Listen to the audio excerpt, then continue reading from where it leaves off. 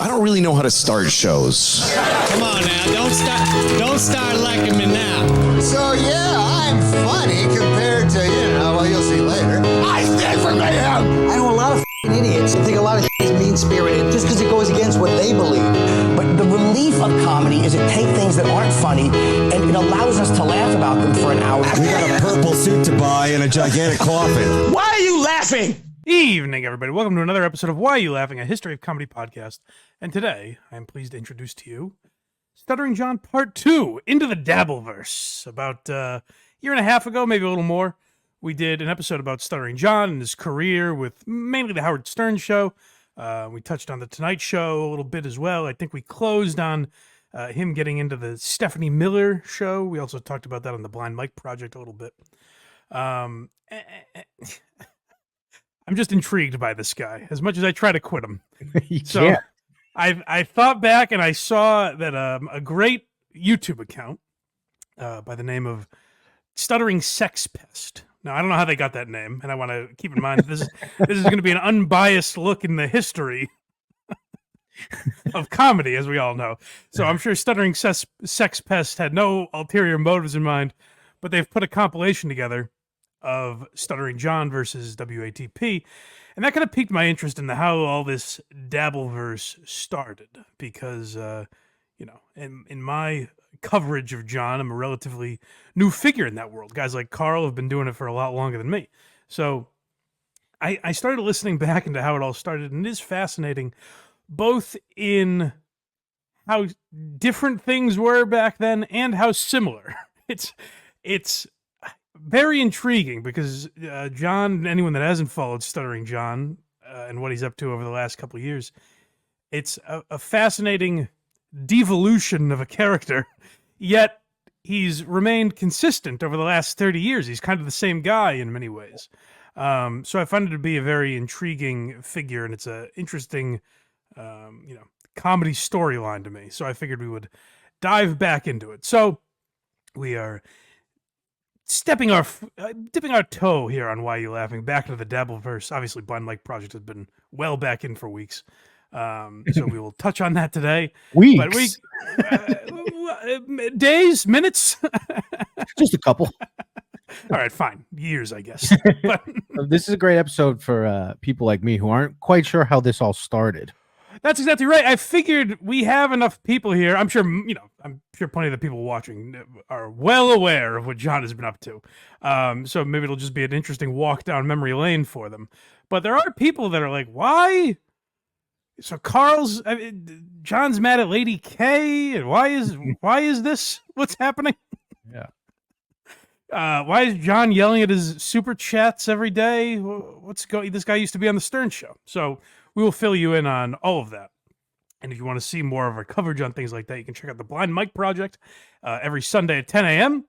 On YouTube or wherever you get podcasts. And you can also check out Who Are These Socials. Speaking of Carl, I do a show with him. And I thought of asking Carl on for this, but as you'll see, we'll hear from Carl plenty on this episode. And genuinely, I know John won't feel that way. John already thinks I've overstepped. I've criticized him too much if he's listening to this. But genuinely, I want to do as unbiased as I can. Now I have my opinions on him and everything, but I do want to give kind of an unbiased look as to how this all started. Now the problem with John is I don't think he'll ever hear it as unbiased if you criticize him. So, we're not starting from a good place, but I genuinely do want to do that. So that's why I didn't ask Carl to be on this, because I thought it would be interesting to look at this from both perspectives rather than having Carl on. Well, But if you want to hear, to level the playing field, you do have to start a show with Stuttering John, I think. yeah. We should break down. Me and him could break down Carl's show every day. I That'd be would fun. love that so much. Well, we'll see how this goes first. But I do a show with Carl every Thursday at 6 if you want to check out Who Are These Socials on the Who Are These Podcasts YouTube channel, or again, wherever you get podcasts. All the links for that are at blindmike.net, so check those out. And if you want to become a member and get early access and bonus content, then make sure you go to blindmike.net for those as well. Patreon and YouTube links are there, so you can become a member on either platform, whichever is easier. I will say, Patreon, you tend to have less trouble with copyright issues and things like that. So maybe check that out. But YouTube members, we accept you as well for as little as $5 a month. So consider becoming a member and go to blindmike.net for all of our links. Support the show however you see fit. We appreciate it. And if you like and comment on this, subscribe to our channel if you're watching on YouTube. All of that helps get more eyes on the show, helps more people find this channel. So make sure you do that if you like this show. So we'll get right into it here. We're traveling all the way back to about 2016 because this started before Carl, where John was kind of a lost dog for a while. This is my unbiased take, by the way. I hear it, John. Don't worry. But it's true. Like, John had this sweet gig at the Tonight Show. He was making $400,000 or $500,000 a year. He was there for about 10 years. I know his pay did get cut at one point, but like, pretty good gig. And by all accounts, he didn't have to do a lot, it seems. So that's, and on the Stern Show, I think he had a pretty sweet gig too. Like, he wasn't making as much money, but he was able to do those live shows that he did where he, had comedians like Nick DiPaolo and Jim Norton on and was able to make money from that. Artie Lang would do some of those. I think like Jim Florentine and Bob Levy and all these people. So Stuttering John was able to make money that way from the Stern Show. And that's like what got his name out there. People don't say, "Oh, are you Stuttering John from the Tonight Show?" I can't imagine, and believe me, I'm sure John gets recognized still to this day, but I can't imagine anyone's going up to him and saying, "Hey, you're the Leno guy, right? You're Leno's announcer?" Like, it's all Stern Show. So, I think when someone loses something like that, you kind of get lost. And then he had this gig with Stephanie Miller on Sirius XM where he was supposed to be the producer for this political talk show, and he just wasn't a good fit there. John wasn't a behind the scenes producer. He never was that for Stern. So to hire him as a radio producer was kind of, miscasting him. He was sort of a fun backroom guy that you could bring in to stir shit. Hey, Artie is a fat fuck. Listen to what his lunch order was, or, Baba Booey's breath smells today, or whatever the fuck. Like, that's what John was great at on the Stern Show. When you think you're a celebrity, like you're the star of the show, that's very difficult to make that your role. It's hard to be the host of a show and your best qualities are being the funny backroom guy, Yeah. So that's something I think John struggled with. And he goes out and he starts promoting that he's doing a podcast. I think at the time he was doing it with Tammy Pescatelli, and he's writing a book, which we'll get to later. But he goes on the Artie Lang show to promote that. Now, famously, Artie's busting John's balls, and I guess John was sort of kissing Jay Leno's ass, obviously coming from the Tonight Show, and but then they bring up the name Larry the Cable Guy, and John says, "Well, he's a friend of mine too. He's really funny." And Artie questions him on that and says, "Larry the Cable Guy's not funny. Who's funnier, Jay Leno or Larry the Cable Guy?" And John won't answer. So basically, Artie starts calling him a pussy and busting his balls.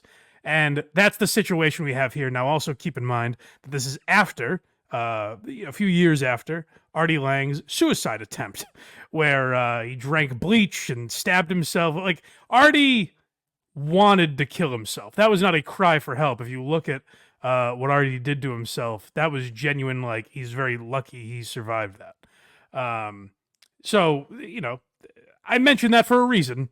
As we dive into I believe this was the Artie Quitter podcast from 2016 or 2017.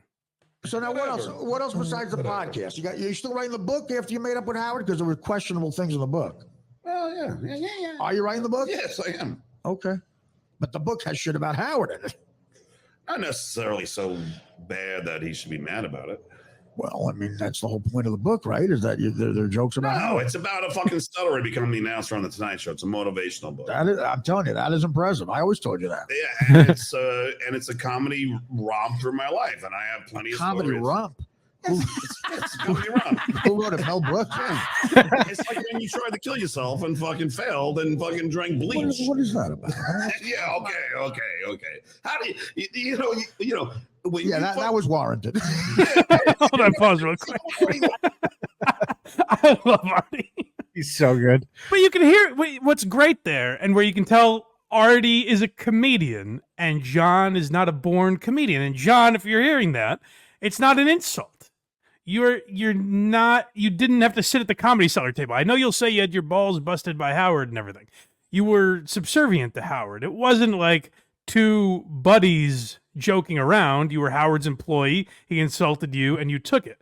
That's different than, Nick DiPaolo and Patrice and Colin Quinn and these guys busting your balls at the Comedy Cellar. So what Artie's doing is making fun of John the way comedians make fun of each other. Now, out of left field, like 3 ballparks away. I'm gonna say 4 states over. Yeah, John comes in with, it's exactly like when you which I don't understand how it's like that. I mean, talk about a reach for an analogy. Yeah, it's like how you tried to kill yourself. What, your book is like that? What do you mean? That was him lashing. Yeah, so and Artie handles it beautifully. He goes, yeah, that was warranted. Yeah, that's hear the end of it. warranted. Yeah, it was because you know what, Artie? I made fun of your joke, and you made fun of me trying to kill me. Yeah, well, what the fuck? You seem to be okay with just trashing people on a regular basis, but yet you can't take it when it comes the other way. I'm taking it right now. No, I've seen you get so angry when somebody says something bad about you. Should have came here. No, I've seen that happen. Much better if I'd have been here. I've seen that happen, Artie. Like that's why I gotta. Well, let's move on from this ugliness. No, because Oh, do I miss Artie lying? I know. Let's move on from this ugliness. Now, here, the reason I wanted to start with that clip is I think it's very telling of John's psyche. Now, you do hear he's a little more cogent there. He's a little more coherent and with it. So I will give him that. And I think that plays a big factor in what we're talking about here today. But it's a peek into John's psyche where he's like, oh, when someone makes fun of you, you can't take it. It's no. He was busting your balls, having a good time. Like I bust balls with my friends. If one of them is like, hey, your wife's a pig, it's like, gee, what the fuck? Where did that come from? You said your shirt was ugly. Yeah, that we've talked about it with Opie, where it's like, oh, really? You want to go there? Really? You want to go? No, I don't want to go anywhere. I thought this was all inbounds, I thought these were kind of things on the table for making fun of. And now Artie's suicide is on the table to make fun of also. And that's the thing that John doesn't understand is Artie is taking it. And by saying, like, Jesus, that was warranted, that's him fucking around as best he can because it was so jarring. To hear, they're talking about John's book, and all of a sudden it's like, hey, it's like when you drank bleach and tried to kill yourself. It already sounds like a better book. At a roast, there's a context for it. Or even like if depression was on the table or drinking something other than water, you know what I mean? Like drinking something you shouldn't be drinking. Like maybe leap to drink bleach would be there. I can understand that.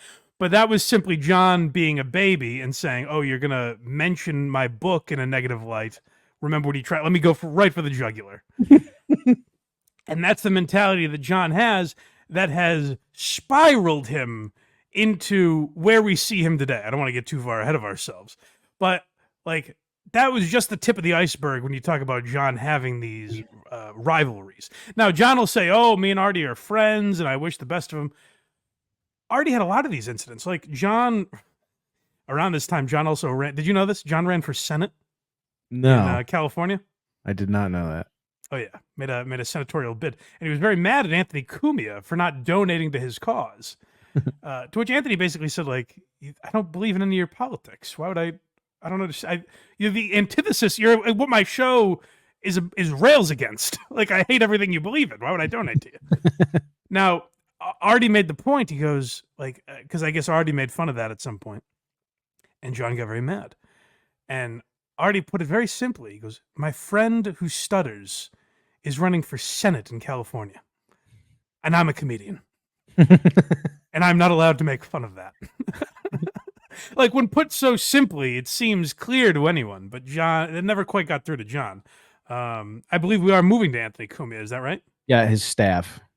So this is a little while later, during the Artie and Anthony show, the short-lived Artie and Anthony show, which if Artie was ever, really in the right frame of mind, I think that really could have been something. Artie and Anthony together. Yeah. Unfortunately, Artie was really spiraling at that time, and it never quite worked out. And they're actually waiting. I think in this episode, they're waiting for Artie to show up, as they often would on the Artie and Anthony show. But John had been on a few times. In fact, he's boasting here about this being his 10th appearance. You know, it's like when you get inducted to the 5 Timers Club on SNL. They gave him a robe, and they had a cold open with John, you know. But this is John's 10th appearance, and the staff was not too pleased with John's behavior.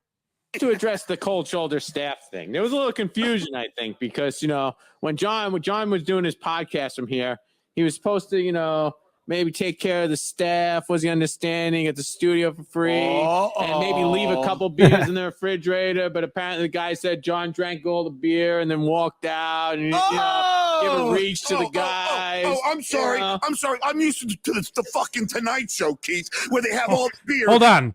That quote right there is incredibly telling of John's next 7 or 8 years, whatever it is. Yes. I'm used to the Tonight Show. That should have been the title of John's book. I'm used to the Tonight Show is how John lived the rest of his life, or is continuing to live the rest of his life, where he kind of treats people like it's the Tonight Show. Now, Anthony does a podcast, and I think Anthony's a fairly wealthy man, but like he was running a business. It's not the Tonight Show, plain and simple. It doesn't matter if you're used to the Tonight Show, Right. If I do Craig's podcast, I can't be like, hey, I worked for Dave Portnoy, asshole. Like, well, now you're in Craig's garage, so take stock in your life, Tips. No, we do have all the beer. We just maybe you don't just drink it all. Am I don't know. Pub in Woodland Hills? I gotta leave a tip when I get a fucking beer? Get the fuck out of here. That's fun. Garrett, you got a problem? Let's do it right now, motherfucker. I'm gonna start tipping for fucking Coors Lights. No, not tipping them. Tipping them for their service of recording the podcast. Nobody asked me for tips. I said just take care of the staff. I go to your house. Yeah. We hang out and we drink beer. Do you ever ask me for a tip? No. I think this is more of a business setting. Right. And We gave you the studio any for of the free, beers but I said take care of the guy. Yeah. So let me just clear something up for anyone that's not familiar with this. What they're discussing is essentially John rented the studio, rented the Compound Media studio, and they said, John, no charge, but Garrett and whoever else it was at the time, these guys have to stay overtime. Would you mind just throwing them a few bucks? And instead, John drank all the beers, left a mess, and didn't pay anybody. So that's the tip they're referring to. Keith the cop, who's the one talking in this clip other than Anthony, he's not saying these men bartended for you, they deserve a tip. What he's saying is these guys, essentially worked overtime, and you agreed to pay them, and you just didn't. So that's what they're talking about. That sounds familiar. Next, we have a coward. Oh, so let me just say, basically what that is. Oh, actually, let me play this next clip because it might clear things up a little bit. So I'll let it speak for itself. Did I not say that I supported you, that I believe you, and absolutely did. I mean, so obviously I was just kidding around before. Oh, a joke. Well, now let me start. He tells a joke. I'm supposed to identify it as a joke and not get mad. It wasn't a Tell joke. a joke about John, and it's heroin addict, pocky face, asshole, and fuck this, fuck that. Oh, really?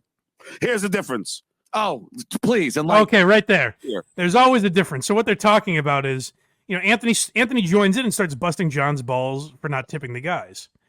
And John, again, out of 400 fields away, John says, what about the time you hit your girlfriend and got arrested? And Anthony's just like, good God. Is there a joke? Lord. Is there a joke in there somewhere?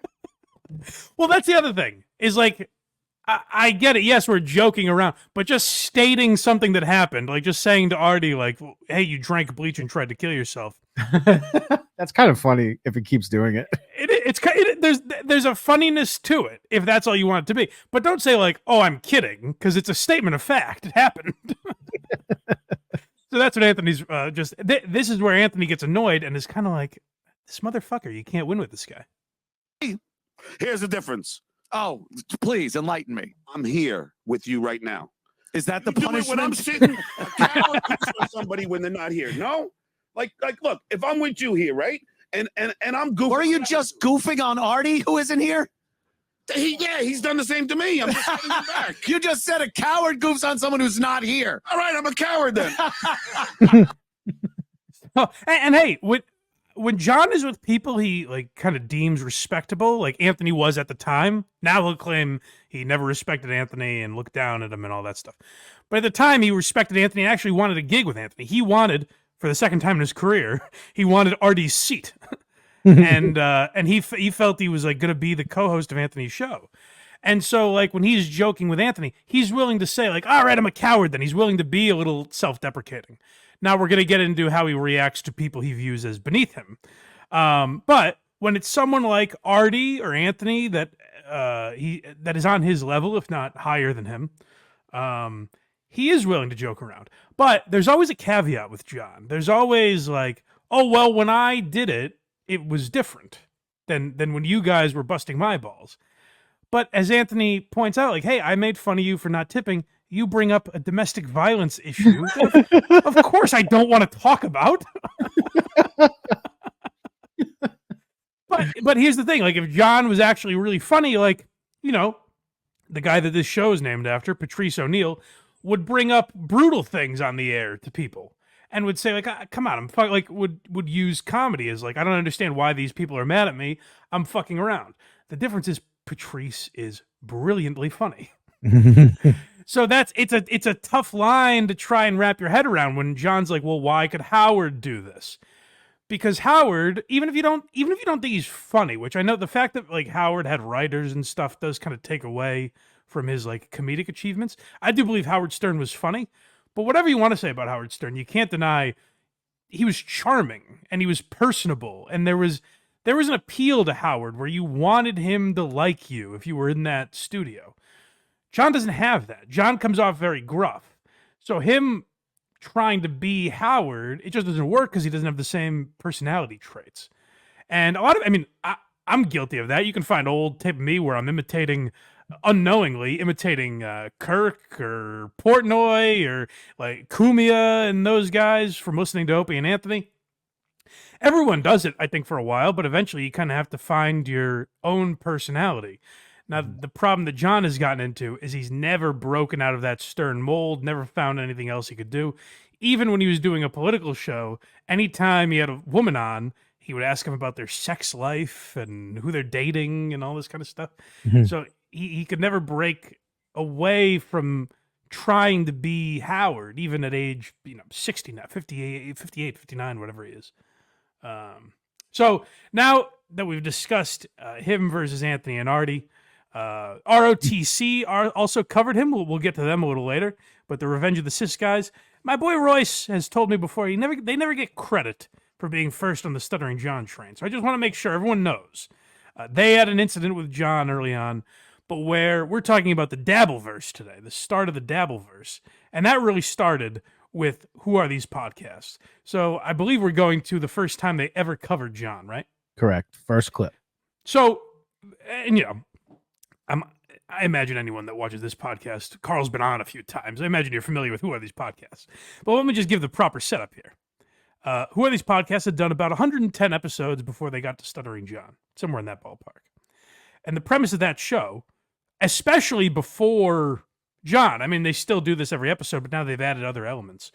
But particularly the first 100 episodes, what that show was picking a new podcast every week to roast and make fun of.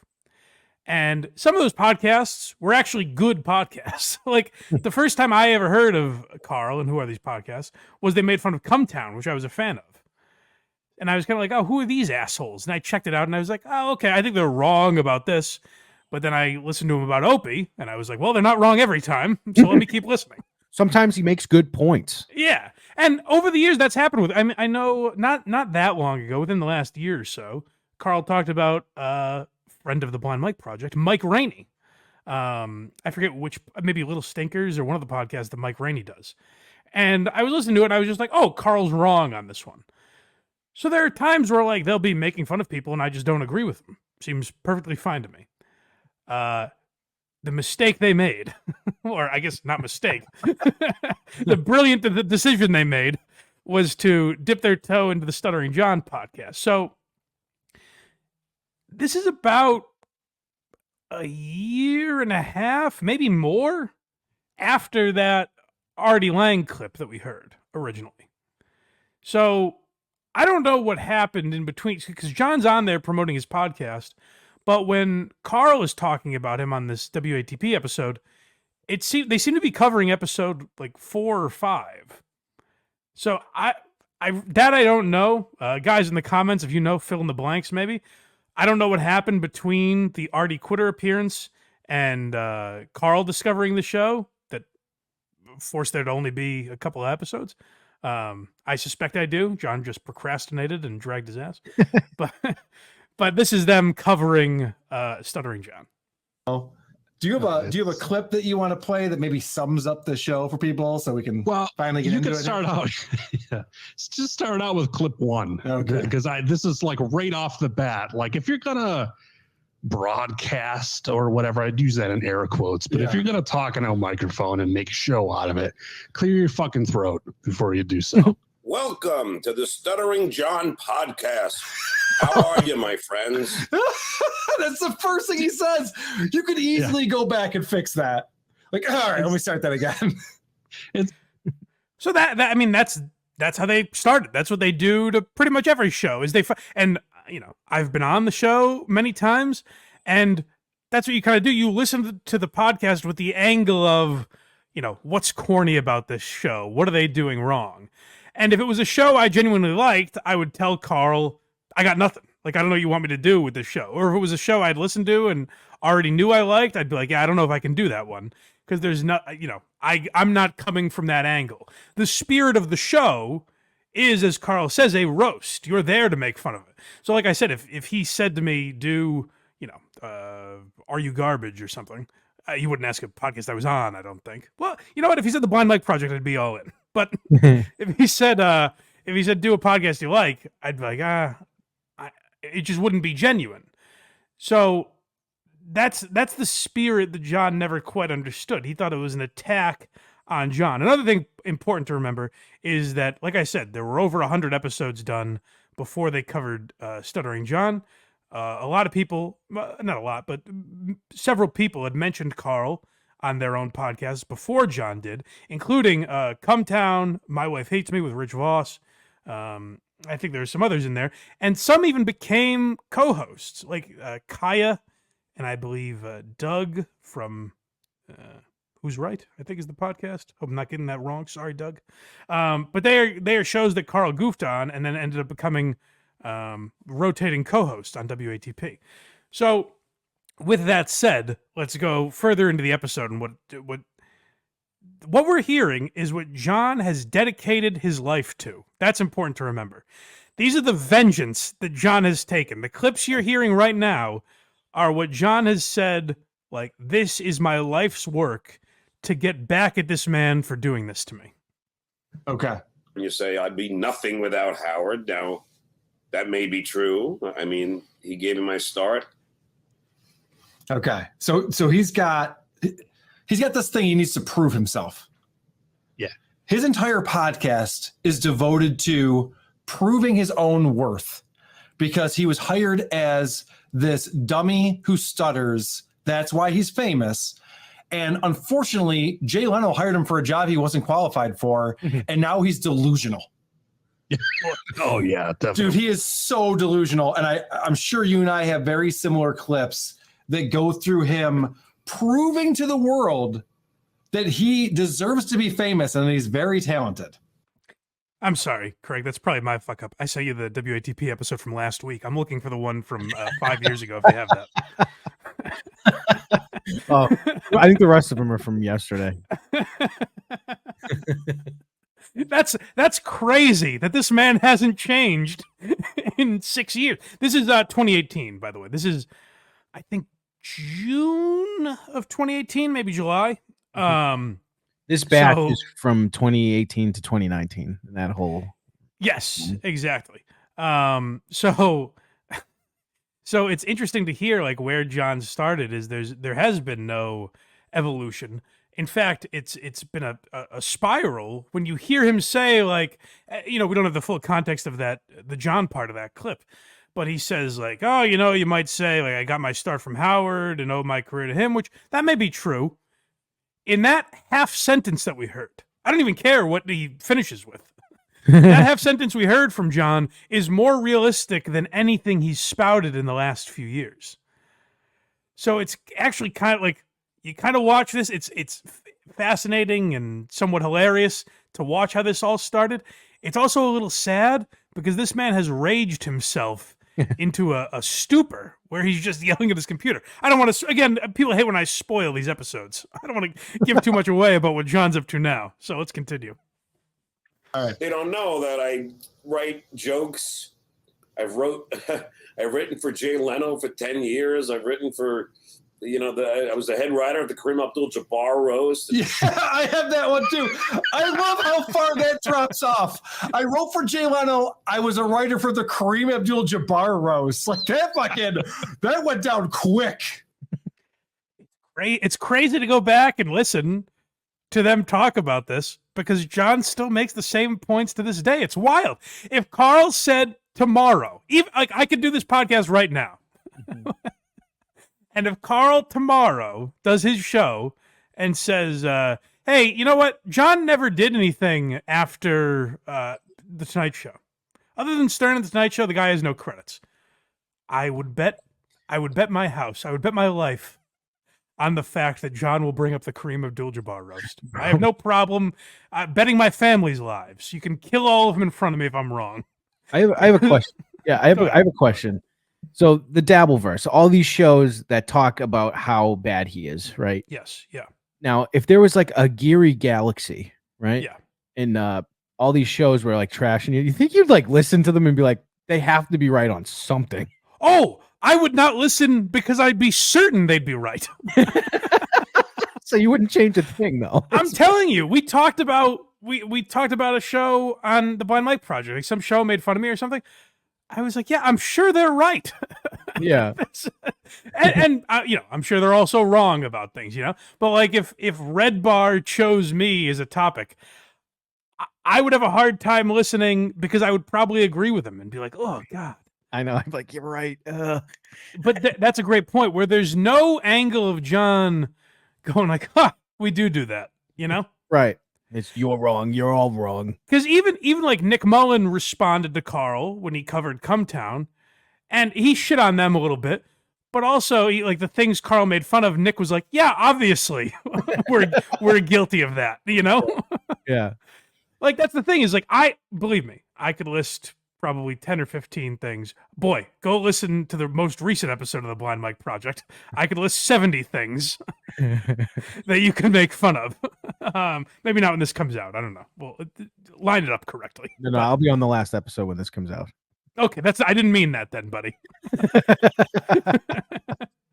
But yeah, that's the thing is like, is there no element in John where he could listen to and some things that Carl, like, if Carl did a show talking about the Blind Mike Project, there would be, like I said, some things I agree with.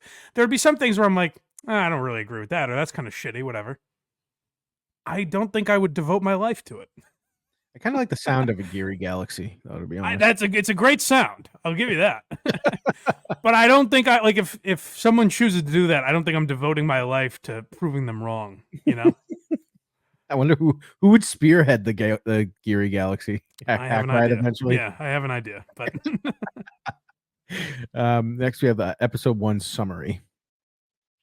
Okay, so this is them basically. These were their findings. They covered John for better part of an hour, a little less. And again, that was the standard. Just so you have the full context, that was the standard episode. Is they would spend pretty much an hour breaking down one podcast. So at the end of these are their findings. Again, John Melendez is a talentless hack who, for him, that's an amazing accomplishment. He overachieved in life. It's wildly impressive that this stuttering buffoon was able to be this big character on Howard Stern's show and then an announcer on The Tonight Show. It's remarkable. But the sad thing is that it's left him delusional and bitter. And I'll be honest. When I timestamped that one and sent it to you, it felt nicer in my head. It felt kind of like, oh, like Carl gave him a compliment. It starts calling him a talentless hack. It starts off rough. What a But nice guy. I think ultimately what Carl was saying there was like, oh yeah, this guy's delusional and kind of living off of that. To me, that's fine. Again, if he said that about me, I wouldn't like it. Might hurt my feelings, you know. Mm-hmm. I don't think I would devote my life to it. I really don't believe that. Maybe John will say that I'm wrong, but I don't believe I would dedicate the next 6 years of my life to going, oh yeah, Carl, I'm gonna change your mind. I'm not a delusional hack. Well, John responds. So, this is where it gets into trouble. Now, my theory has always been, and going back and doing the proper research here, I think maybe I'm wrong about this. But my original theory was that if John took it all in good fun, took it all in stride, none of this would be happening. We wouldn't be doing this episode today. There wouldn't be a bunch of shows covering John. None of this would be happening. I still think there's a kernel of truth in that, but we will get into it. So this is John finding out that who are these podcasts talked about him.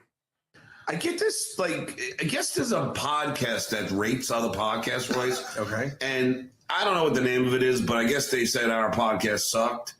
And Opie from Opie Anthony sucked. It seems like they're on Anthony Cumia's side and, you know, they have a horse in the race. But they just trash my podcast. And for some reason, I get a tech or a tweet from Gino Bisconti. Now, I don't even know who it is. all right. So Here's the real problem ultimately, because I should be totally think both sides here and say maybe Carl would offend me. You know, maybe he could say something over the line that would really bother me. I think, having done a podcast for a few years now, I think I could respond in a way that says fuck you, but is also funny. That's the other issue John has had, where he isn't really capable of going back at Carl in a way that gets people on John's side. There's not a charm to John. There's not real humor to John's jokes or attacks on Carl. They all feel very much like his attack on Artie Lang. It's some level of drink bleach, you know? That's the issue with John, is there's no galvanizing, like when you hear this guy get made fun of, no one wants to root for him, really. And there are times when you think like, and I've had this thought before, where it's like, so many shows, including my own, are making fun of this guy. You kind of want to root for him. It's like, you know, we said this about Brendan Schaub a couple years ago, or when we had Tom Myers on. It's like at a certain point, you got to stop kicking the guy and see if he's enjoying it or not, you know? And like when we talked to Tom Myers, there was something in there I could root for, you know? Mm-hmm. Would you agree with that? Having sat with him for an hour? He seems like he wants to at least be a nice guy. Yeah, there's something in there I could root for. Now there was an air of phoniness to what was happening as well, which I'll admit. But but there's something I could root for in there. John doesn't really have that, or at least isn't capable of admitting certain damn it. Now I'm sounding like John. Vulnerabilities? Am I saying that right? Nailed it. Nice. This guy can't even drive a car. Certain things that John could be sensitive about. Vulnerabilities that would appeal to people and make us feel bad for John. John's not capable of really admitting those or exposing them. But let's continue. This is a Trump call. Oh, jeez. But the reason I wanted to mention this, though, a couple reasons. One is, if you ask John now why the Dabbleverse started, why did Carl start attacking you and ultimately all these other shows? Why did that happen? John will say two things. He'll say they're all jealous because I'm famous. Yeah. Which my response is always like, I've never seen the George Clooney verse. And boy, have I searched it on Reddit. Like I'm looking for the subreddit where Ryan Gosling is responding to trolls on Reddit, on Twitter. And I can't seem to find it anywhere. So I don't think it's just that he's famous. And the other response that John will give you is that these are all Trump supporters and they hated my Trump phone call. Now, the episode, what you just heard from Carl, was weeks before. This Trump call had not happened yet. What we're about to hear is them talking about it for the first time. So they had already done an episode about John.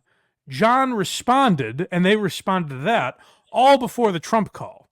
So I think John really believes that they attacked him because he's anti-Trump. Yet the facts just aren't there. When you look at the timeline, it doesn't make any sense. But this is a little more on that. If you don't remember, which how could you not?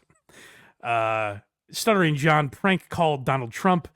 He didn't really get one over on Trump. It was just more mystifying that Stuttering John was able to get through to the president. That's all that really happened. And, the fake news media, as Craig calls them, of course, ran with it and celebrated. But yeah, this is John's... John took a victory lap. So he gets a prank call through to the president of the United States and he records it on a fucking Radio Shack tape recorder? I mean, that sounds like dog shit. It's the worst sounding thing you've ever heard. Oh my God. In his defense, Trump is in an airplane. Okay. So there could be other factors involved besides his shitty equipment, which obviously Stuttering John has shitty equipment. 2 pensions, but he can't fucking afford a good computer. I don't know why. Yeah, so nothing comes up about politics there. And I'll say, like, now having done a show and listened to Carl's show enough, done a show with Carl and listened to his show enough, I could probably guess how he's going to vote. But, like, at this time, it wasn't like he wasn't doing a political show. There wasn't a clear, like, right-leaning. And even saying, like, I'd probably know how Carl's going to vote, I don't know if he's, like, a huge Trump guy or just, like, a little more right than left. You know, I genuinely have no idea. I've always liked him. Well, sure. Yeah, that's how you know. If Craig's not hate criming you, then... Yeah. But yeah, if... There's never been like an overt political tone to the show, and you even hear it there. There's not a political angle. They're kind of mocking John for having nothing prepared for the call. That's always the angle that WATP has taken, particularly back then, was like, hey, let's bust this guy's balls for, technically, is this a good podcast? Like, that's how they're analyzing it. Kind of the way you break down like game tape, basically. Like that's how they would do it. So there was never a political angle. That's just complete nonsense that John has created in his own mind. But what's interesting about John is I think he believes that. Like, I think he would pass a lie detector test on these guys hate me because I didn't vote for Donald Trump. But John tweets here. Oh, okay. Yes. He's still, this is where it's getting like Carl kind of couldn't avoid talking about John at a certain point. If the guy keeps mentioning you, it's interesting to talk about him. And I had a little bit of that, where like we stopped talking about John for, I think we made it about 6 weeks on the Blind Mike project. If that. And I was like, I'm done with him. And then there was a thing where he said something about me challenging him to the IQ test. Reeled you right back in. We don't even have time to get into that. But I was like, this motherfucker, he's getting me. I'm gonna talk about him.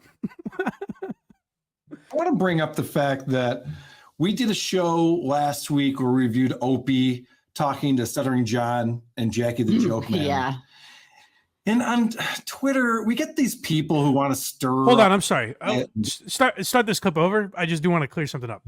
So that's what I meant when I said I kind of always thought like by John responding, he, fueled the flames. He kind of enhanced it a little more, which I do think is true. Now, Carl did go back and revisit John on Opie's show. Now, to be fair, they were covering Opie a lot back then. Opie was the guy they got more notoriety for at the time than covering John, because that's Anthony invited them in. I remember that getting a lot of people posting that on YouTube and stuff. Like, people were very into that when they started making fun of Opie, and they did a good job with it. So John was on Opie's show, and that's where they talked about John again. I do think a light bulb went off in Carl's head, having re-listened to all of this. I think a light went off in Carl's head where he's like, boy, this John is an interesting character. So that's the only reason I'll say, like, I don't think I'm 100% right that, like, Carl never would have talked about him again if John didn't respond. But I think clearly John was fueling the flames by going after him on Twitter. So you see, this is again a response where John is like, oh yeah, tough guy. Like, he doesn't want these people to talk about him. He hates it, and yet he's begging them to. So I'll start that over. I'm sorry. I want to bring up the fact that we did a show last week where we reviewed Opie talking to Stuttering John and Jackie the Joke Man. Yeah. And on Twitter, we get these people who want to stir up shit and get things going. It's not something I'm a huge fan of, but somebody messaged Stuttering John and Opie that, hey, these guys are talking shit about you. So Stuttering John tweeted out, I think talking about me, he needs attention. So my next podcast will be annihilating these idiots personally.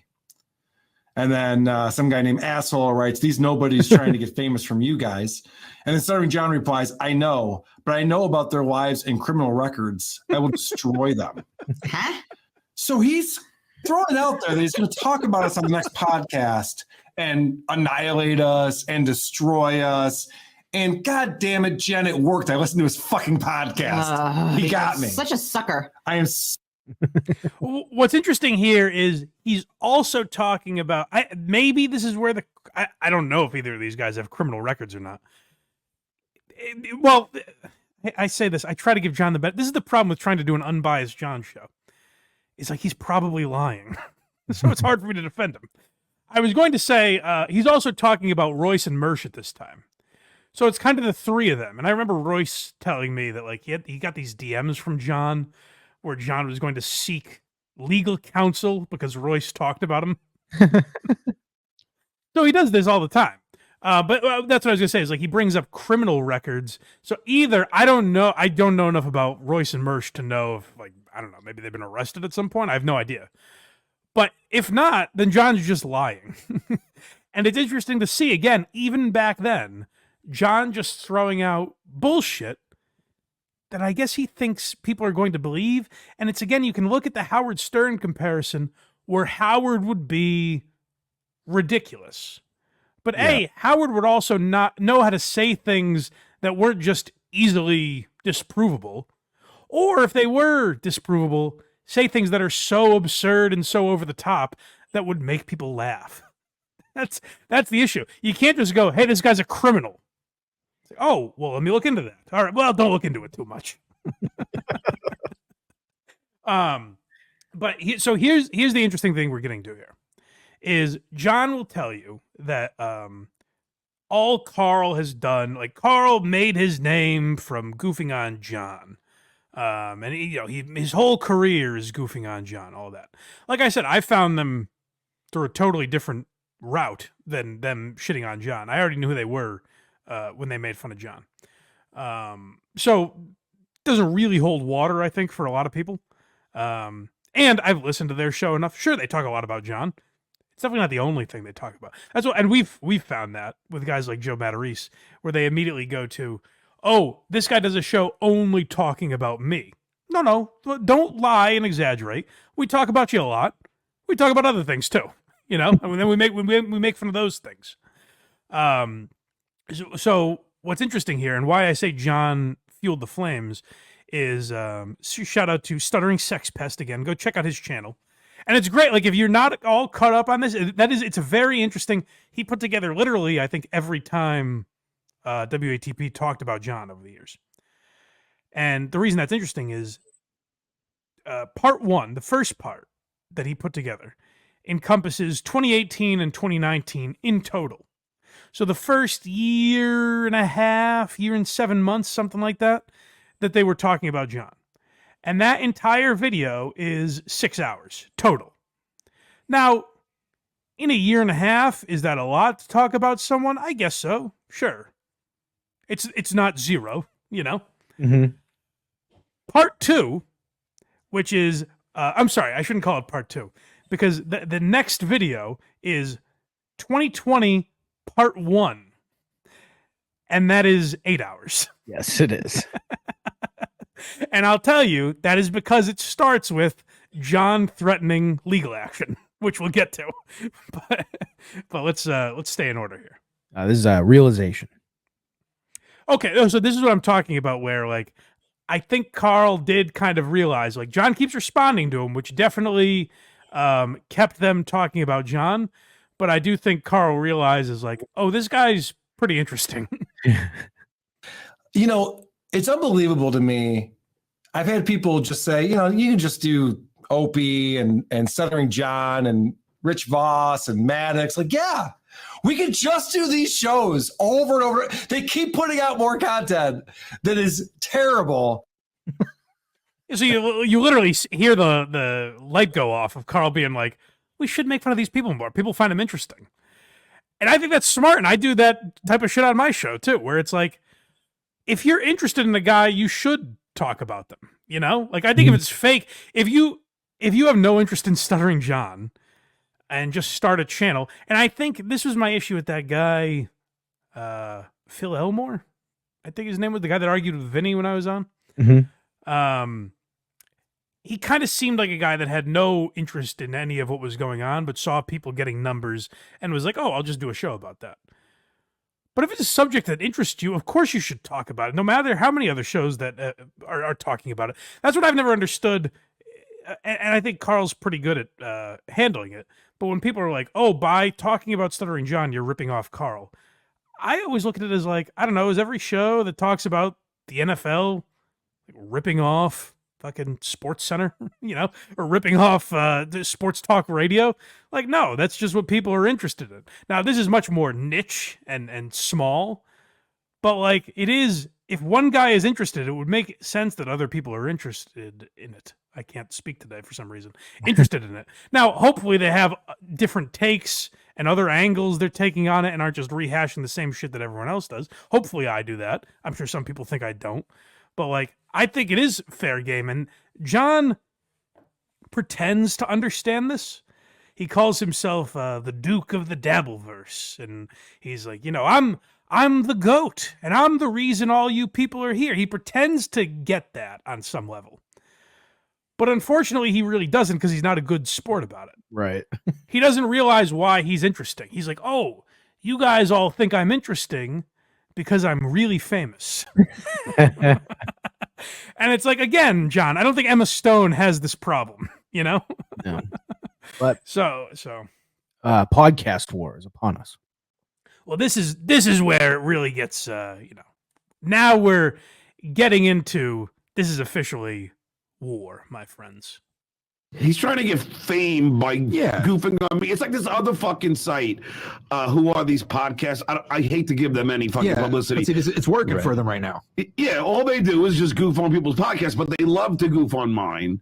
Right. You know, saying it's a fucking. Hold on. Again, boy, that's interesting. I didn't even catch that when I timestamped the clip.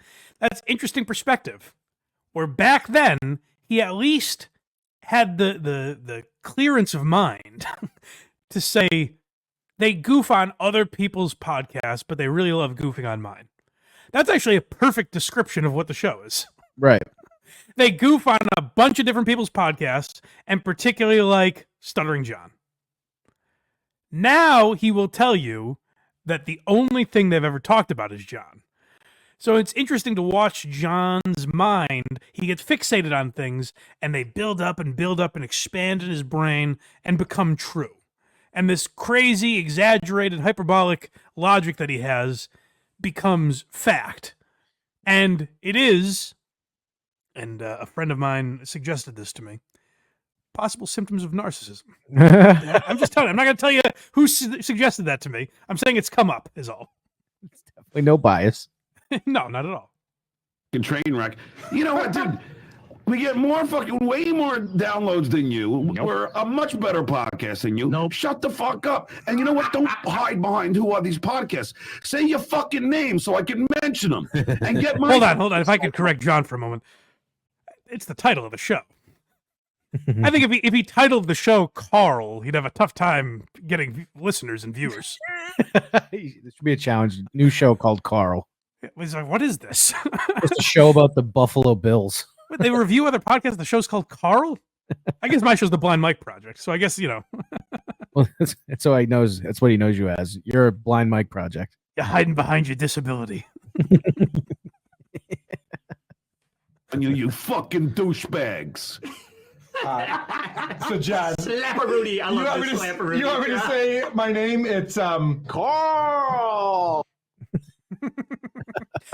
John has always had this weird thing of like, say your name, show your face, all that, which I don't think. This is what John's never acknowledged. I don't know if anyone has ever asked him this. A ton of people that he has worked with over the years use stage names. People in radio, comedy, all the time use stage names. He's Bizarro Heisenberg. He's like, say your name. Say your name. but you know what? Like, there's plenty of people that have had a hidden identity, played a character. Something as simple. Jeff Ross, who's in his movie, that's not Jeff Ross's real name. You know what I mean? Like, I don't understand. People have to use their real name all the time in entertainment. That's just not how it's ever been done. And in fact, now I think way more it is. But like, for so many years, people didn't use either their last name was just too hard to remember. Maybe there was a reason they wanted to stay private. That's all fine to me, you know? Fred Norris, who we worked with, that's not Fred's real name, right? Maybe I'm wrong about that, but I'm pretty sure. Yeah, and I don't remember John ever getting into an argument on air and saying, Fred, you're a coward. You're hiding. He harps on all the weirdest shit. Yeah, so but I'll tell you why. Because it's impossible to refute. Like, if Carl doesn't want to say his last name, which he didn't at the time, and now I think he does. Close. But like, well, yeah, I think he admits what his last name is, but I don't know. I won't say it if he doesn't. But he what was I saying? I lost my train of thought. God damn it. You can hide behind your last name. It just kind of matters what the reason is. Like, John is making it seem like it's automatically an act of cowardice. But that's not necessarily the case. And also, what does it enhance? So Shuli uses his real name. Yep. Shuli Egar, right? I believe that's his real name. Mm-hmm. So why do you hate Shuli then? You know? Like, that doesn't help my argument. He shits on you with his real name. I use my real name, Mike Geary, you know? Your first name is Blind. We all know this. So we're allowed to do that, right? Because we say our names. But no, he just comes up with a different reason that we're cowards, you know? Say your name, you goddamn hack. Next we have punching up. Okay. Oh, so this is another thing. Like, John is against both punching up and punching down at the same time. So someone better be your exact height if you're going to dare punch them. There are people who are really, really, really punching up that are trying so hard to get a piece of this. Like AJ. To try and get a piece of this magic that we have. The John, Royce, and Frank show. That's right. They are trying. Like, it's really, really sad in a way. Because if you're going to punch up to like Joe Rogan. He's got like 3 million fucking, downloads a day. Yeah, we got our own problems. Yeah. Like, why? But leave us alone. We're trying to punch up. But so News and Blues at Star Wars _2020. I'm just going to mention this thing once. All right, just once. And then I'm going to leave it at that. And then I'll never mention it again. Were you ever confirmed? Hold on a second. I forget what he's even going to say. I assure you, it's not the last time he mentions it. No, I'll never mention it again. Will you ever confront who are these pod? They trash you on the last podcast, and they love Trump. Now, they love Trump. First of all, that's obviously someone fucking with him, I'm sure. Right. He's like, it's gospel. How great is that? I'll never mention it again. We're still in we might be in early 2019 now, I think. Yes. Which, by the way, keep that in mind. Like, we pretty much touched on every time they talked about him in some form. Like, 5 times over the course of 6 months. It's not that crazy, Right. And John's like, oh, they're obsessed with me, whatever. It's like, they talked about you here and there. But yeah, no, I'll never talk about them again. I'll address them once, and that's great. That's the trailer for the movie. He thought he was never going to talk about them again. We have credentials. Real quick though, I will say the other voice you're hearing, if you're not aware, is Royce. Now, Royce is a guy who was John's pseudo co-host, producer. And John actually did a show when Royce was there. Royce kind of kept him on the rails. I'm not saying it was good or anything. But he did do a show when Royce was there. Now he just yells at the YouTube chat. I do enjoy that as technology gets better and cheaper, his sound quality gets worse as the years go by. That's interesting. Like his show has gotten measurably worse as it's become much easier to run a podcast. But that's also a thing. Like we heard him in one of those clips where he's like, I have more downloads than you and this and that. You should punch up to Joe Rogan. Well, you just said you have more downloads than them. I don't understand.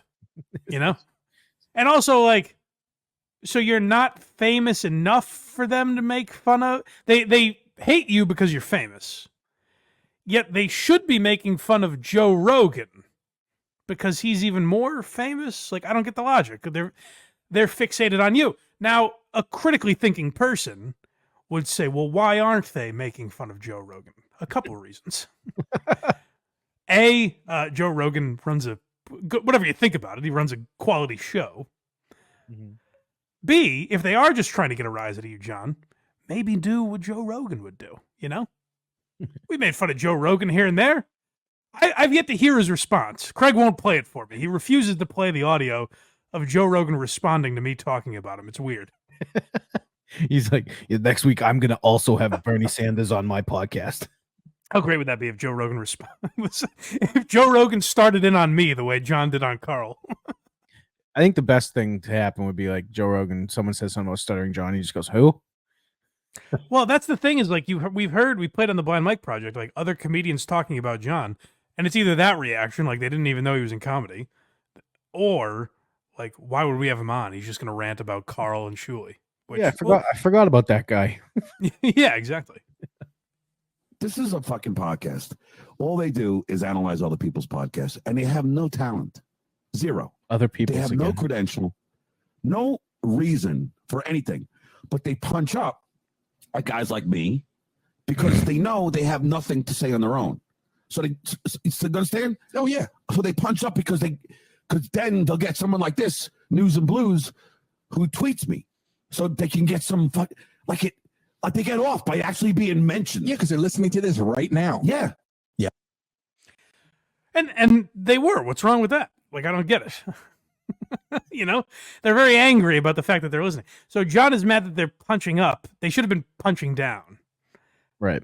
They should have been making fun of, Beetlejuice or Wendy the Retard, I guess. That would be less mean than making fun of a man of supposedly sound mind.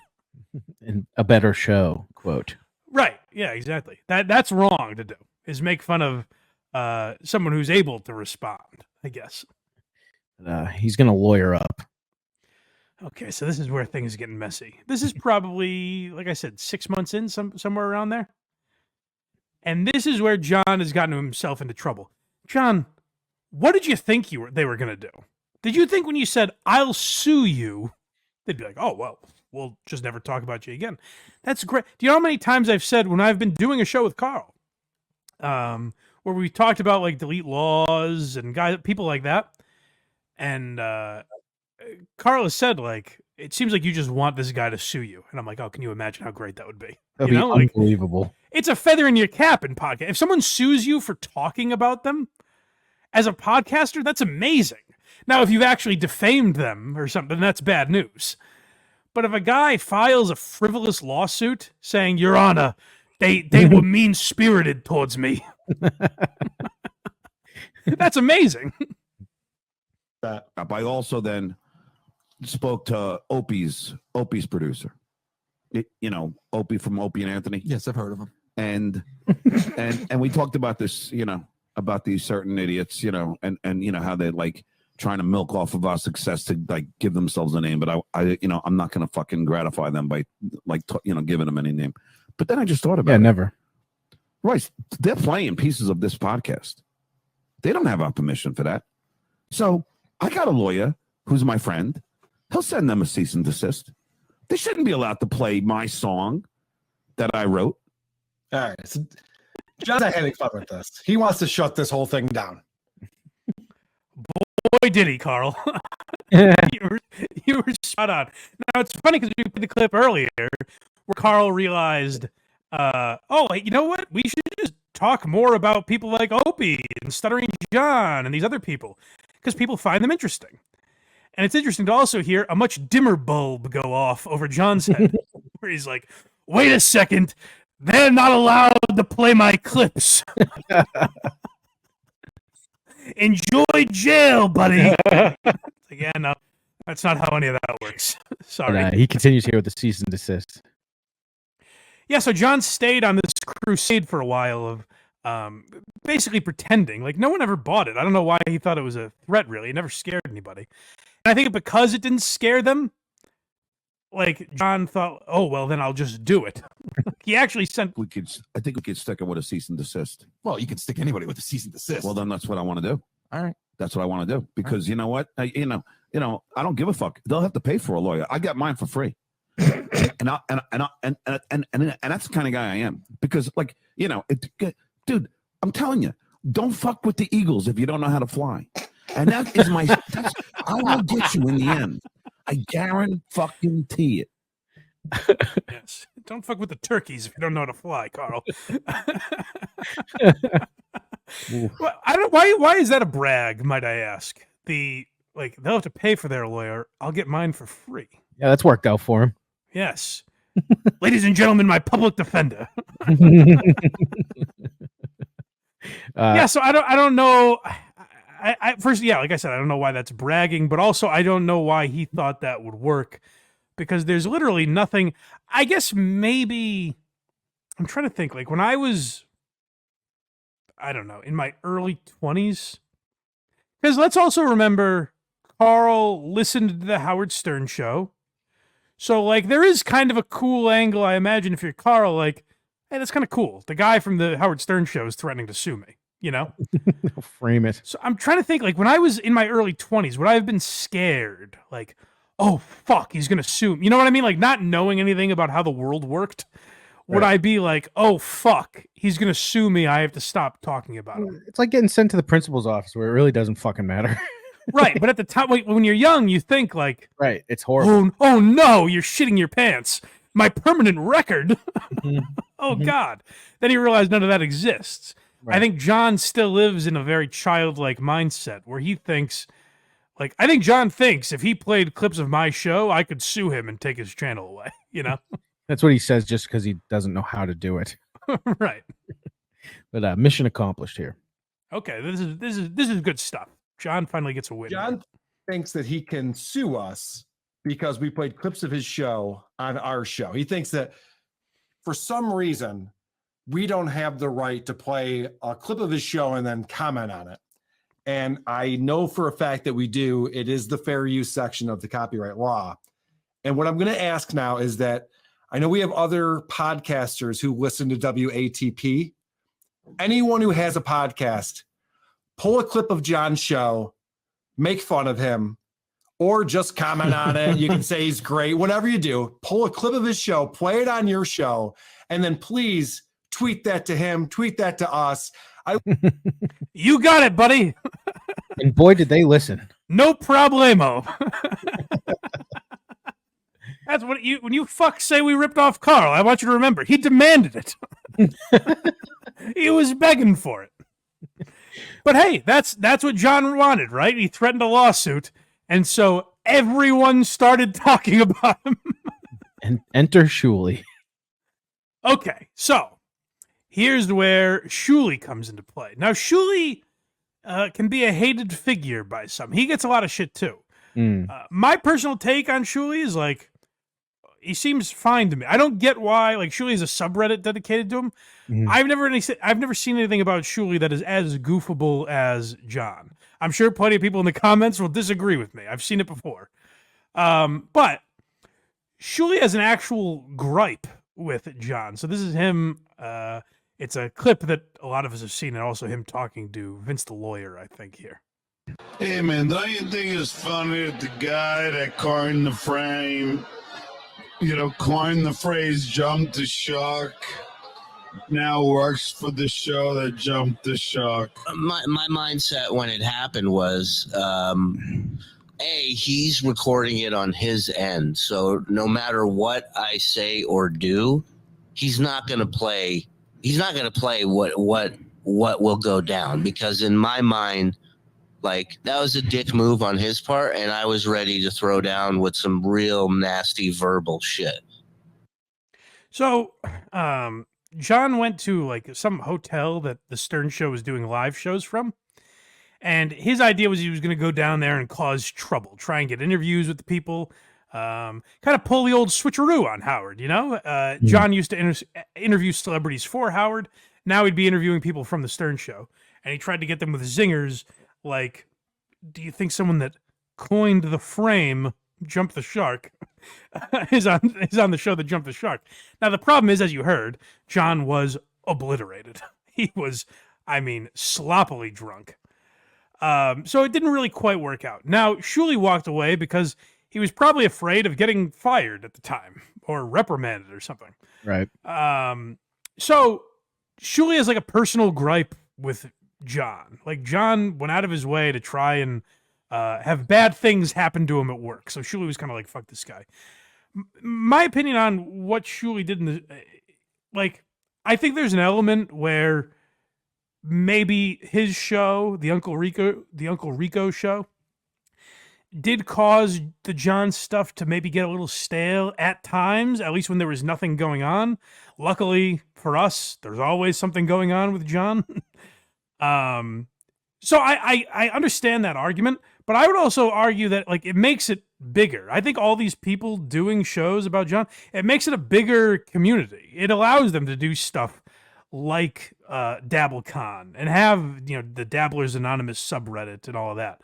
So I do think it helps build the community. And my personal take is, like, if you don't find Shuley funny or don't think he does a good job breaking down John or whatever, you don't have to listen to it. Like, it doesn't bother me at all that he does it, but people get very upset about it. But a big bone of contention for John here is the first kid mention. Oh, so finally, we are into 2020 here. We're almost 2 years in to what is now known as the Dabbleverse. And it's not even the Dabbleverse yet. Nope. But we're in the year of our Lord, 2020. Yep. And finally, John's kid is mentioned. Now, the reason I'm bringing this up is John will tell you that the reason, if you say, John, why are you letting it bother you so much? Why have you dedicated your life to responding to Carl and Shuley and the like? Why is that what you obsess over? He will say, hey, make fun of me all you want. I've had my balls busted with the best of them. Howard Stern busted my balls. Jackie Martling, Artie Lang busted my balls. Go after me all you want. Don't you ever go after my kids. So I listened to a lot of hours of Carl talk about the Stuttering John. This is the first time that Carl ever brings up his kids. And if you're faint of heart, buckle up. because boy, does he go at them here. When Bruce Jenner was like allegedly getting his Adam's apple taken out, when we didn't know if he was gay or not, but there were rumors, and he was like doing all this stuff. And I happened to post or doing my stand-up. I said, what the hell's going on with Bruce Jenner? He went from being on the cover of Wheaties to the cover of Fruit Loops because he was acting a little loopy. Now, we didn't know he was transgender then. And before I knew it, a week later, there was a meme, Bruce on from the cover of Wheaties to the cover of Fruit Loops. Okay, coincidence? Well, great minds think alike. I think it's called plagiarism. I think it's called plagiarism. Are you out of your fucking mind? Now, first of all, look, if you're going to call a gay guy a fruit, then call a gay guy a fruit and be proud of it. Don't be like, well, I called him a Fruit Loop because he was loopy. What the fuck are you even talking about, dude? John's son is gay. So now he has to be this uber PC. I love all transgender people. It's like, it's okay to make fun of Bruce Jenner. It's fine. But your home decor means you like to suck cock. Well, that's an angle of it too. But my God, can you believe how brutal Carl was there? I mean, shame. I'm gonna have to rethink doing a show with this man. I know. I don't want to be associated. You know what I mean? I have a family of my own, for God's sake. I don't want to be associated with that. So you heard it, folks. That's the first time, a year and a half, maybe close to 2 years in. Mm-hmm. That's the first time the kids get brought up. And by the way, Croge, who Carl is doing the show with on that particular episode, seemed to not even know about John's kids. No. So it seems like kind of no one gave a fuck. No. Also, what you should know, if you don't, is John's kid is the son they were referring to that is gay is transition. Wait a minute. They were born a girl and is transition. So maybe it was already transitioned at the time. And by it, I mean a beautiful kid person. I don't know. It's very confusing. But what John's child transitioned, I don't know what gender they were born at birth, but you know what I mean. And so that's all. So John's kid is trans, basically, is what I'm saying. Yeah. Craig has a much different language for them. Yeah, I guess. And so John is saying, like, they're attacking my kid because they're trans and they're going after my kid. Now, John will cite... Now, obviously, I'm being a little facetious by playing that clip. Carl has mentioned John's kids on 3 occasions in which he is joking. And we'll play one of them. So, I don't know if that's coming up. But, these are things that, again, you shouldn't devote your entire life to. But that's my own personal taste. What you hear there is John is a guy who was on the Howard Stern show, and Howard Stern himself has referred to having a, quote, homophobic male audience. And John was one of those audience members before he was on the show. So I think what John is a guy who is, and there's probably a lot of fathers like this in the world, that said a lot of shit when they were young and made a lot of jokes, and now maybe have a kid who's gay or trans, and you're trying to rationalize that, and you feel guilty for some of the stuff you said in the past. What I just said seems perfectly fine and reasonable if a guy said that. If a guy came out and said, like, what's that? So we're going to find out it wasn't. Oh, well, I hate to hear that.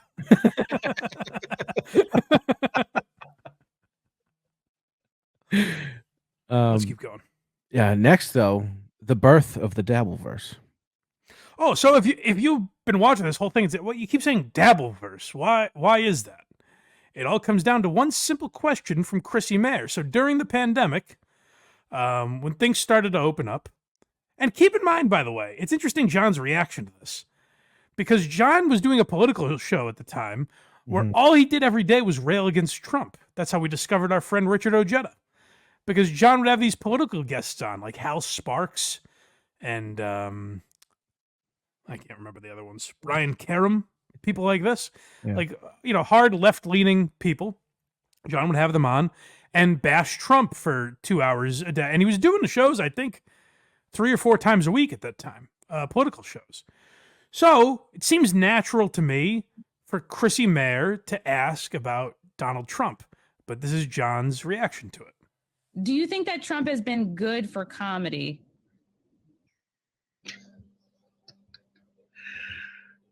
Is this whole interview going to be about Trump or?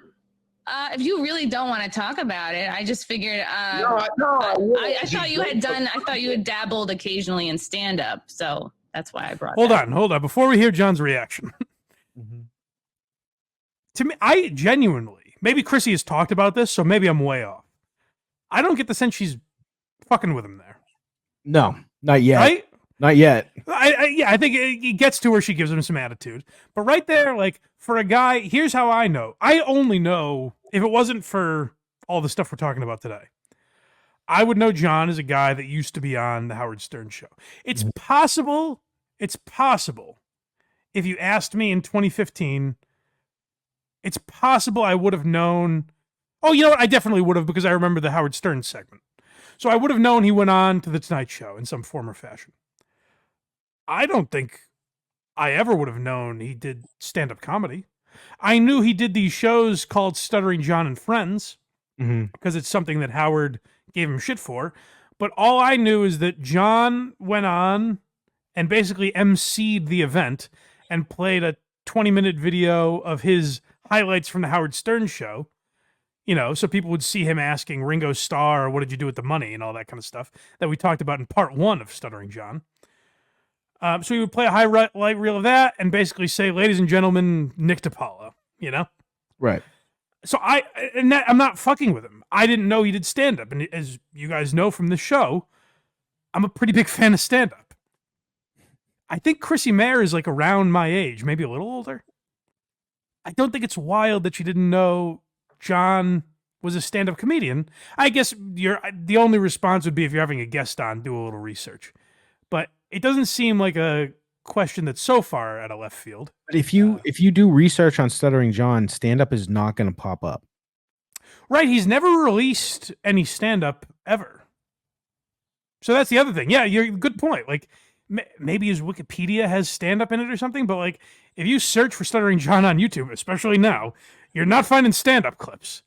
Unless it's an audience member surreptitiously filming him. Right. As part of a video that he doesn't want out there. So he's never released any stand-up, but he expected Chrissy Mayer to know that, and this is his response. I dabbled occasionally, really.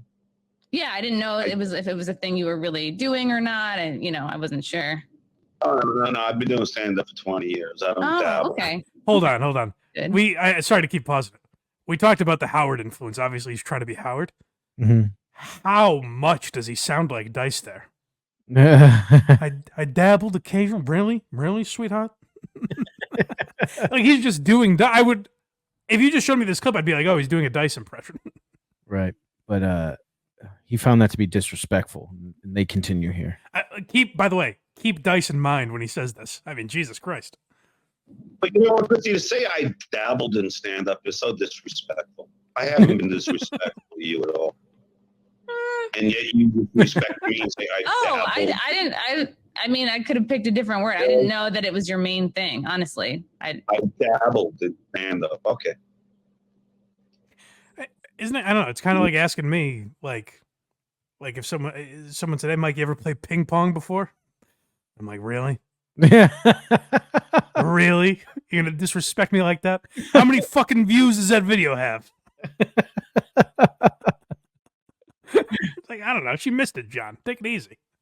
So disrespectful, and I'm doing your show. I honestly, I don't know the extent to which you do stand up. I mean, isn't that the point of an interview? Is like, oh, you can correct me if I'm wrong about something. No. You dabbled in stand up when. Yeah, I don't know. I didn't know. I don't know how much stand up you do, John. It was just an honest thing. Place all over and you say I dabbled in stand up. Come on. So you're more than a dabbler. That's fine. And that's where it all comes. That's where the name comes from. Now, I would suggest we talked a few weeks ago about Rich Voss calling him a middler. Yeah, and a lot of people said it offended John so much. A lot of people said that we should change it to the Middlerverse, which I genuinely think people should, because he's become too comfortable with Dabbler. Yes, he has. He likes it now. He considers himself the Duke of the Dabbleverse. But the reason I say that is because obviously they named a subreddit Dabblers Anonymous.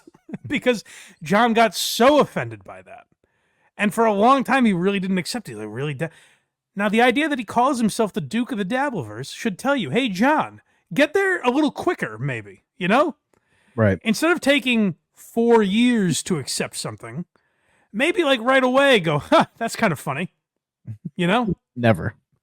No, it's always like, I think, you know, first of all, because Chrissy Mayer's like a moderately attractive woman, he ended up forgiving her. But like years later, he held a grudge with her for many years. And it's like, John, if you just got there a little quicker, if you allowed yourself to let go of some of this fucking anger, I think you'd be much better off for it. You'd be a lot wealthier too, I think. I wonder that though, because the problem is, and again, this is my unbiased take. That's true. I don't think John is a good podcaster. I didn't say it. Well, I'm just saying, I don't want to cast any aspersions. I don't want to put anything on you guys. You know, I don't want to give my opinion and have you think like, oh, well, Mike thinks that we should think it. I don't want to influence you in that way. I don't think he's a great podcaster. So I don't know how much wealthier he would be. Maybe the right approach for him at this point is to just bicker with people online, because it's like, what are other people paying him for? I say most people, he gets most of his money from people sending him super chats with trying to trick him into saying shit. Yeah, and if he finally embraces that, I think it kind of dries up, you know? Right. That's like, true. My case with Tom Myers was like, if you brand yourself the world's worst comedian, that could legitimately catch on, and that could be something people want to see. You saying that to his face didn't get enough love. I did. I know. You know what? You're right. Thank you. People didn't appreciate that. People were like, "Oh, you kissed Tom's ass." It's like, I did tell him to call himself the world's worst comedian. I told him he was terrible, and then we did an episode of this show saying Tom Myers, the worst comedian in the world, or something. Yes. Yeah. Well, thank you for saying that. But John, I don't think would have the same effect. I think people would be like, "Oh, he's self-aware or pretending to be self-aware now." So, you know what? Fuck you, blindo. Yeah. No, he won't say that, because he'll allude to the fact that I'm faking my blindness. That's true. He will say that, but he won't mock my disability. Next we have Revenge of the Sis talking about being canceled. Oh yeah, so this is great. So the Revenge of the Sis guys, like I said, I wanted to give them credit because they were pretty early on the John train. Now they didn't focus on him as much as Carl did, but they did talk about him in like 2016-ish, and they had a run-in with him, like I said, where John threatened litigation on Royce, which is great. But this is them talking about John got his gigs canceled, apparently. And as I say in any case like this, you know, fuck with the guy in his chat, you know, goof on him on Reddit, or if you do your own show, whatever. Never get personal with it. Never try to take money out of his pocket. Never try to affect his life. I don't know if people actually did that or not. Or if a club in California just said, well, we have 6 tickets sold, we're going to have to cancel this gig. Mm-hmm. I don't know what's true, genuinely. And maybe, like, Carl and those guys have more information on that than I do. But it seems like the club kind of canceled this gig. Maybe they got a couple of phone calls, but, like, I think if it was sold out, you know? Like, Louis C.K., I don't know if he still does, but when he first came back, I saw it. We came to Boston, and I went to a show, and there were people across the street protesting him. I think it was the Orpheum Theater in Boston, did not cancel that show because there were a couple thousand people going to it. So I think typically the venue doesn't buckle when it's a sold out show, at least not quite as easily. But when there's 15 people there, a restaurant can easily say like, yeah, we don't need your business tonight, buddy. But sorry, I'm rambling. This is the Revenge of the Sis guys talking about that. John tweeted out, apparently being an avid supporter of progressive values has hit me in the wallet.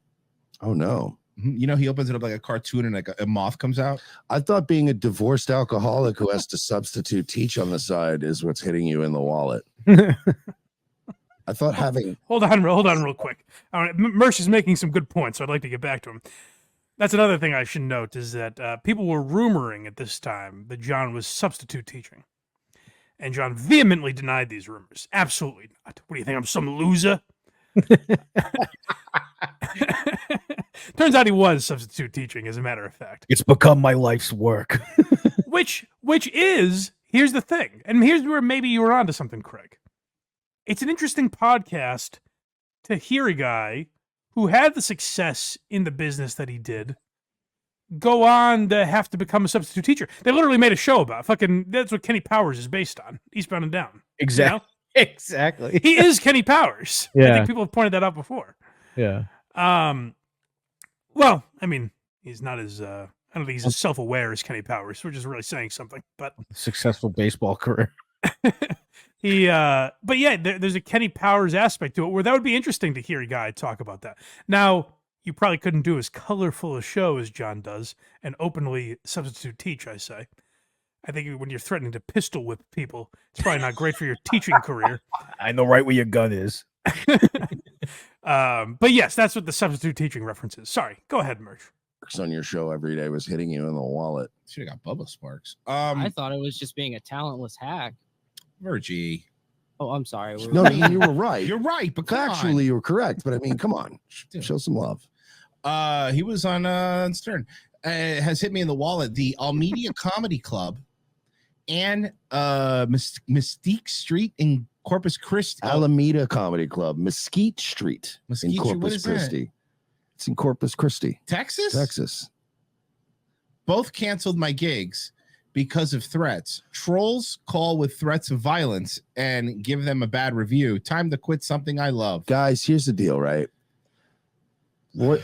See, here's the thing. Is that John is such a progressive, such an outspoken anti-Trump progressive that the hardcore right-wing Republican stronghold of Alameda, California, rose up in rebellion against him and said, "John, enough. Not on our watch. You know what? Not on our watch. We're progressive here in California, but I mean, Jesus, hit the brakes a little bit, man."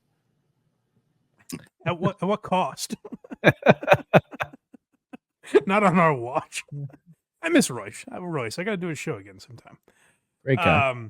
But yeah, but that is, it's very funny because John, and also it shows in that the tweets that they were reading, as Dave Chappelle said, a brittle spirit, where it's like you had 2 gigs canceled, so it's time to quit something you love.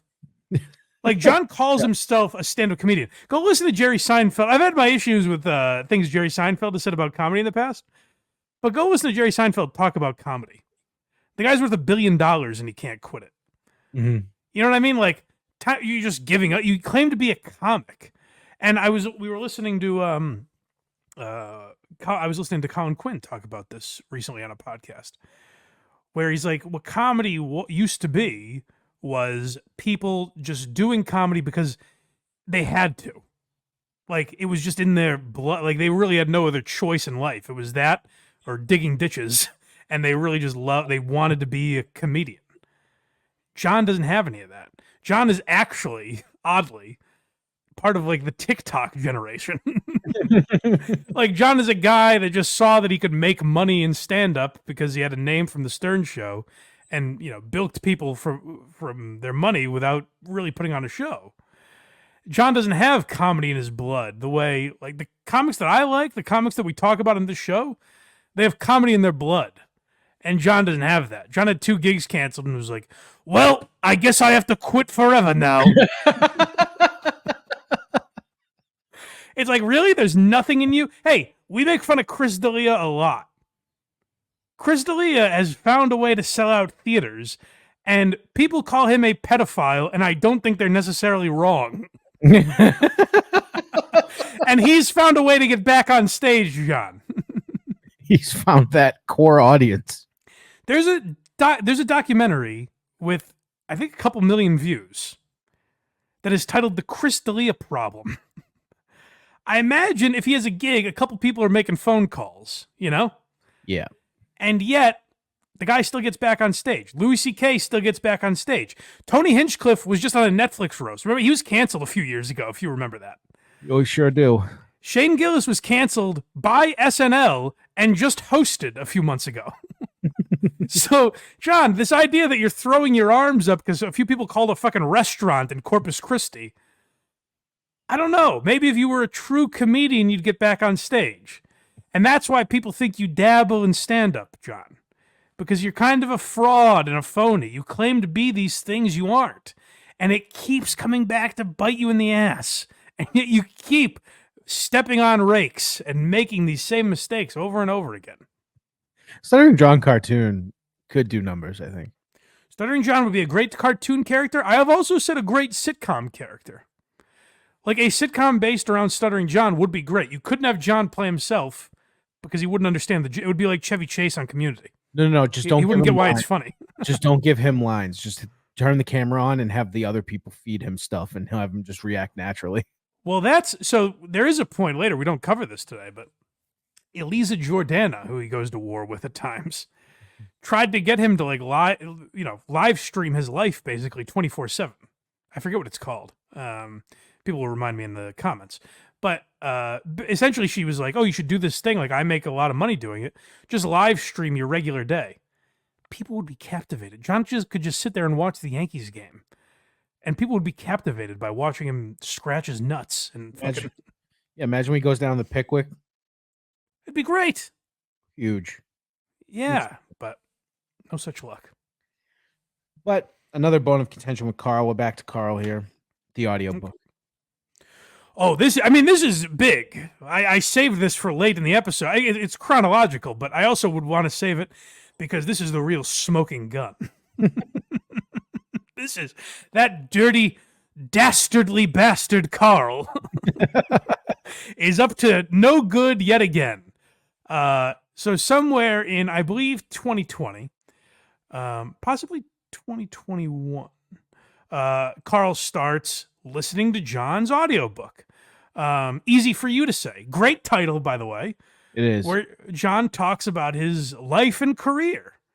And Carl has gone through that book. Now they've completed it. But at the time, I think this is the second or third installment of kind of reviewing John's book. And this is John's biggest gripe that he still talks about to this day. I dedicate this book to my three wonderful kids, Knight, Lily, Belle, and Oscar. Those kids are like fucking losers. You're dedicating this book to those fucking losers? I heard that his kids are all losers. You hear about this? Yeah. Producer Chris, what a bunch of losers. But they're good looking, right? For a guy who doesn't want his kids brought up ever, he sure brings them up a lot, doesn't he? All right. So you might hear the beginning of that clip and think, whoa, Carl, take it easy. Wow. That seems awfully harsh. The whole reason Carl did that is John just kind of made this idea up that they like, oh, well, the reason I hate these people is they all talk about my kids. I think like in passing a couple times, his kids were mentioned like the clip we played earlier, where Carl is like, oh, well, John is saying stuff like this because he has a gay son or a trans son, whatever. And that's why he's so defensive here. Like, that's the vein in which Carl would mention John's kids. So what you just heard was Carl mocking the idea that those kids sound like losers. Like, ha ha, get it, guys? I'm trashing his kids the way John says that I do. That's the joke. Even if you don't know the context, you can hear Carl's joking. Of course. Yeah, I was kidding. Of course you can. No, I'm saying that for John if he's still watching. Oh, no, I know. But like, no one, he didn't say anything about them. No. He goes, I dedicate this book to Knight, Lily, Belle, and Oscar. And Carl goes, those kids sound like losers. Based on what? Nothing. He just said their names. Obviously, Carl's joking. John has taken that. And he will tell people, and this is the trap my buddy Richard Ojeda gets into, is like, if you just hear John's side of things, John will say like, oh yeah, he went on his podcast and called my kids a bunch of losers and makes fun of the fact that they're trans and gay and all this. You would go, oh my God, John, these are horrible people. And then if you're John's friend, you probably wouldn't look any further into it. Why would you? But the problem is like John's a liar and an exaggerator. And it's hard to even call him a liar because I do think he believes a lot of what he says. But I don't think this is one of them. I don't think he truly believes that Carl is going on his show every day and bashing John's kids. I think that is a work of fiction that John may have convinced himself over the years. But at least at the start, he knew that wasn't true. We've reached our last clip of this episode, and it is the cancer charity. When I got to the end of this, I was like, I sped up. This is about a year ago, maybe a little more. But I sped up. There's a lot that I skipped, and I was like, we're not going to do a Dabbleverse Part 2. I swear, we're not going to do it. But I've said that before. So that'll be out tomorrow. I've been wrong before, and I'll be wrong again. So, but no, I like I said, I cut out a lot. Go to Stuttering Sex Pest, his YouTube channel. Again, I don't know how he got that name. It's an interesting name, but he put up a lot of great videos, and it's basically a chronological history of WATP versus Stuttering John. So go check that out if you want to hear this in further detail. But I skipped ahead to basically where John started to break and left the Dabbleverse. And I want to thank my sponsor, betonline.ag. And as far as the person who I was trying to raise some money for, whose spouse is undergoing chemo, the good news I'll tell you is he's taking, he or she is taken to the chemo. It's starting to work. So, which is great news. The only downside, it's another 12 chemo treatments, which is $300 a pop. So this person actually might set up a GoFundMe, and then you will all know who this person is. And I'm pretty sure that I'm pretty sure as soon as you find out who this person is, you'll all want to donate. And I thank you for those who did donate. And I did send every dime of it plus some to the person, contrary to what some racist drunk loser has to say about me. What's he talking about? I can't figure it out. So if that was a little confusing for you, if you're hearing that clip and you stuck around for this episode despite not being that familiar with John, let me clear it up. After my summation of it, it's going to be crystal clear what John was talking about there. John's a moderator of John's YouTube chat's husband. So the moderator's husband was going through chemotherapy. So John solicited donations from his listeners and said, if you pay me on PayPal, I am going to Venmo the money to a third party who is going to send a paper check to the husband of my moderator who has cancer. Clear now? Everyone get it? Sounds like a pretty good guy. Yeah. This, by the way, is well over a year ago. I did the math in my head. This is more like 2023, I think. So John basically, here's my take. This has always been my take on the cancer charity. I think John was actually soliciting donations to give to this person with cancer. I think he planned on sending that money to the person. I think maybe he's going to take a little vig for himself. You know, you don't do all that leg work without a little taste. A little cut off the top. Well, why do you got to, you know? Why not? Cancer. Hey, he might die of the cancer. I got to live, pay my bills, you know? So, but I do believe that John somewhat had the right intentions. Like I said, was he going to take a little taste for himself? Possibly. But I think he was going to send this person this money. What people said is, hey, John, just so you know, we're not going to try to get you in any trouble. But just so you know, what you're doing is illegal, actually. You can't tell people to donate to a charity that is going to you. Like, you have to have all the proper paperwork to set up a charity. Also, the amount, by filtering it through PayPal and then Venmo, And by the way, the YouTube chat, like instead of setting up a GoFundMe, YouTube takes 30% of all super chats. Right. And then you filter it through PayPal and Venmo, who also take their cut. Then whatever John's skimming off the top, this person's getting no money by the end of the day. What you should do is set up a needle. What's that? Said they get chemo with a dirty needle. It's all I can. That's all I can afford. Yeah, so you're not going the best way about this. You should set up a GoFundMe. John turned that into, they think I'm lying about this kid, which some people definitely did think he was lying. He's like, I can't take this anymore. And that was around the time when people started figuring out that he was substitute teaching. His gigs got canceled. And then this fake charity business. That was kind of around the time where we don't have a clip for it because one day John just stopped. In November of 2023. I'm sorry, 2022. November of 2022. I got my years wrong. Time's flying by. Jesus Christ. November of 2022, John walked away and said, you know what? This life isn't for me. Don't bother looking. I swear to God, Patreon shut off. Well, hey, maybe people got billed an extra time. Who's to say? You know? But John shut down his Patreon. Now, here's where things really got ugly.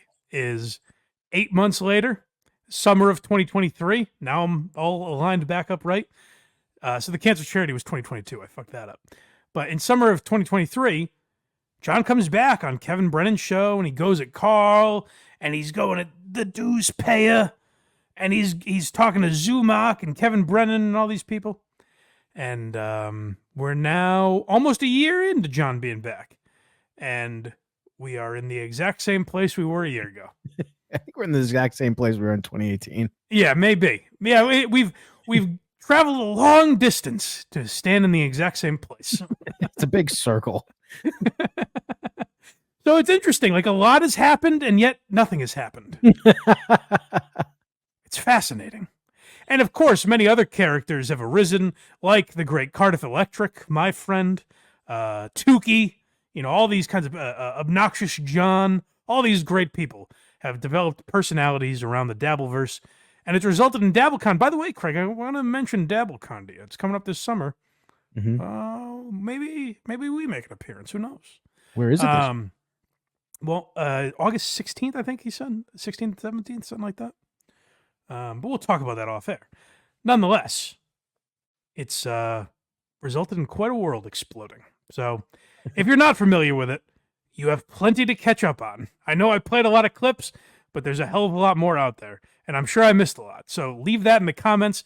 Let me know what I didn't touch on. Like I said, we'll never do a part 3 on Stuttering John. So let me know what I should talk about next time.